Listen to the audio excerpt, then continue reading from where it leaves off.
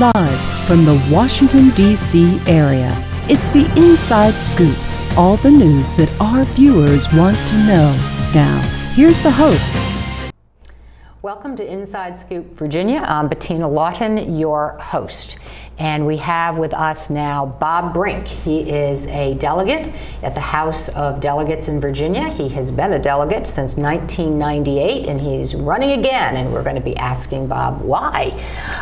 His district number is 48, but for those of you who don't go by numbers, he represents parts of Arlington County and Fairfax County. We're going to put his map up so people can see it. It's kind of a very long, squiggly kind of map. But Bob, I want to thank you for coming tonight. Well, thank you. I'm glad to be here. So now you're a delegate. What did you do before? Are you still doing something other than being a delegate? Tell us about yourself. Well, prior to my election in 1997, for a number of years I was in the legislative process at the federal level. I was a member of the professional staff of a couple of different committees of the U.S. House of Representatives, and then for 4 years I was Deputy Assistant Attorney General for Legislative Affairs at the Department of Justice. So it was a kind of a natural progression for me to go from that to going to the legislature down in Richmond. Now, why did you run initially? Because that you're going federal to state. I mean, what made you decide to run back? Well, it was a couple of different factors. First of all, I think almost every staff person who works up on Capitol Hill at one time or another kind of gets they sit there and they say, I could do that, and so the opportunity presented itself. And in 1997, shortly after I left the federal government, I went down to Richmond and I served as legislative counsel for Don Beyer, who at that time was lieutenant governor, and I wanted to get a feel for the legislature down there so that sometime down the road I might be interested in running. Well, I loved it. It's much more human scaled in Richmond than it is at the federal level, and the seat that I now occupy opened up as my predecessor retired, and so I decided this is my chance to do it, and this is my time. So I ran, and I've enjoyed it. Well, now things have changed a lot. I mean, I've just been an observer of this, but I seem to sense that there's a lot less of that Virginia gentleman kind of theory down in Richmond. It seems to have gotten a lot more antagonistic. Is that just an outsider's view? Well, it's something that you kind of have to guard against at all time. The last thing in the world that anybody, Republican or Democrat, wants to become is like Washington in terms of interpersonal relationships, because that so deeply affects how much really gets done, and so we've managed to ward it off pretty well, I think. For the most part, it's still a pretty congenial atmosphere. As I said, it's much smaller and less under the limelight than Washington is, and so you're able to get things done, which is something that you can't say about D.C. No, definitely you cannot. Well, why are you running this year? Because a number of the issues that I'm concerned about are the front burner issues down in Richmond. I'm on 3 committees that are pretty central players in all of this. One of them is transportation, and all of us up here in Northern Virginia know what a crucial issue that is. I'm also on the Appropriations Committee, which handles the budget, which really sets the priorities for the Commonwealth for the next 2 years. And I'm also on the Privileges and Elections Committee, which handles issues of campaign finance, election law, and so on. And I think this is a very, very important issue for the kind of democracy we have. Well, let's talk with the transportation. That was the first one you mentioned. So are you happy with the transportation bill that came out? Do you think it needs to be tweaked? What else do we need to be doing? Well, for the most part, I'm very, very happy with it. If for no other reason than we finally did something about transportation. It's been over 25 years since we last had a comprehensive look at our transportation system.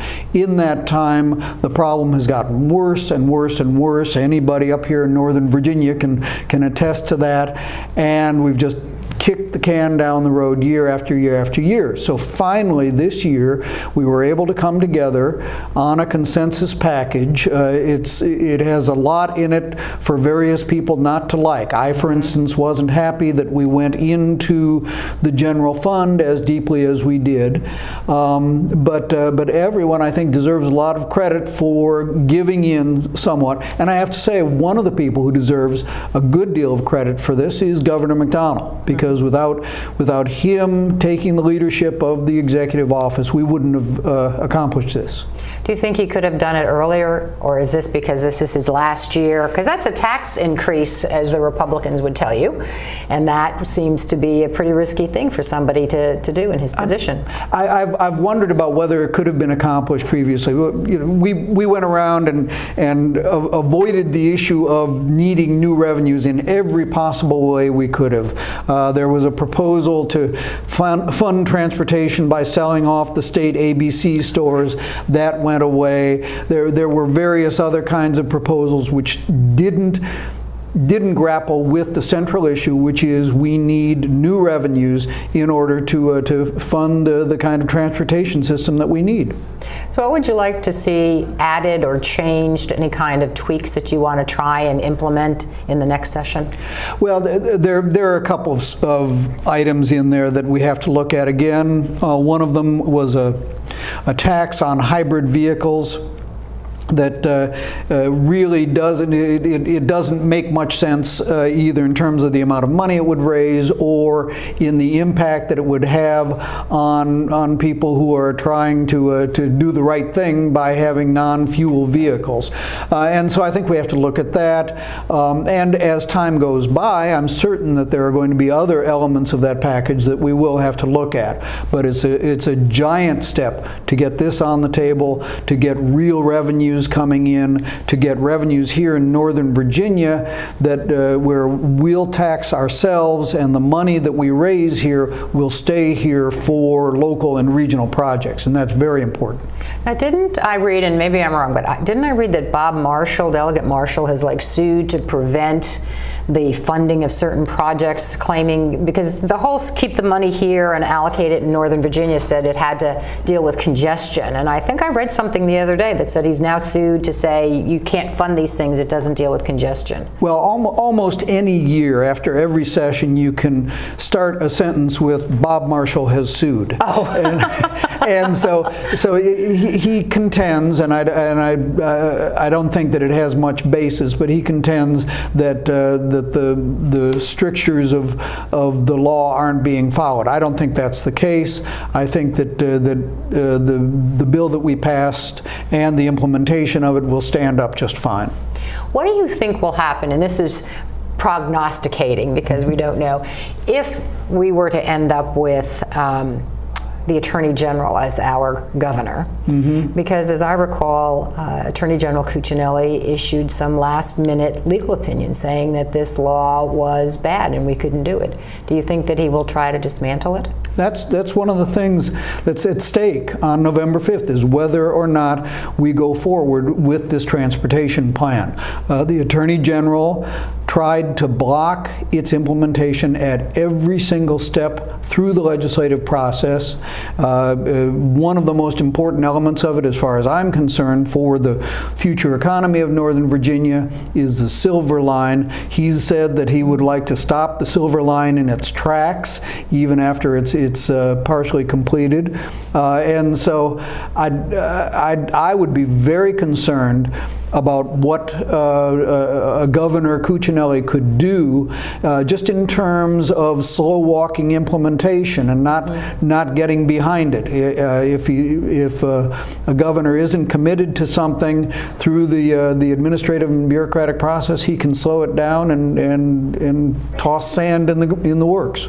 Okay, well, that's a cautionary prediction for us. Let's talk privileges in elections. That was your other one. Apparently, we are being overwhelmed with voter fraud in Virginia, such that the legislature decided we needed new restrictive voter identification rules. Are you on the side that is seeing fraud everywhere? Well, one of the things that's lacking in this battle against voter fraud is any evidence of any significant voter fraud.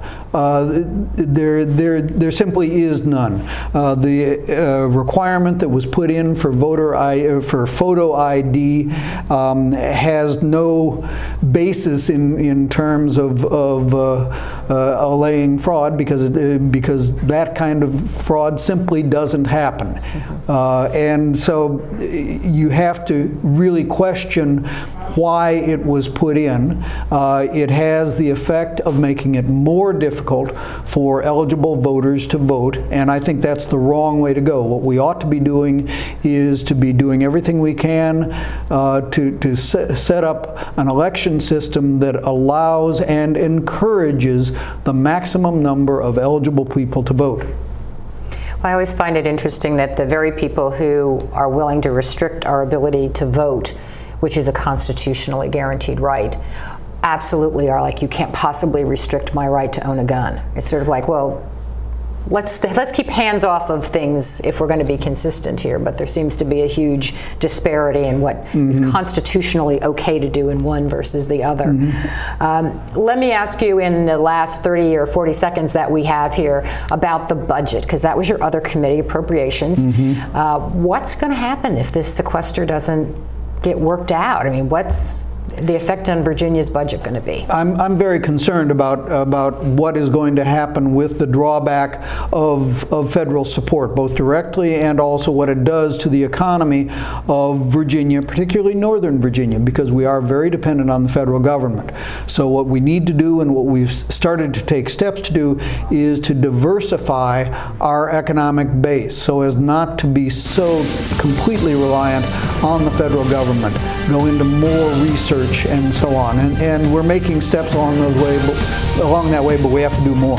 Yeah, I think we do. I absolutely agree. Well, I want to thank you for coming by tonight to talk with us, Delegate Brink. Good luck. I know you're not going to have any trouble. Everybody who was running against you withdrew, apparently, or too formidable for anyone to run against. So good luck in the next session. Well, thank you, Bettina. Thanks for coming. Okay, thanks for having me.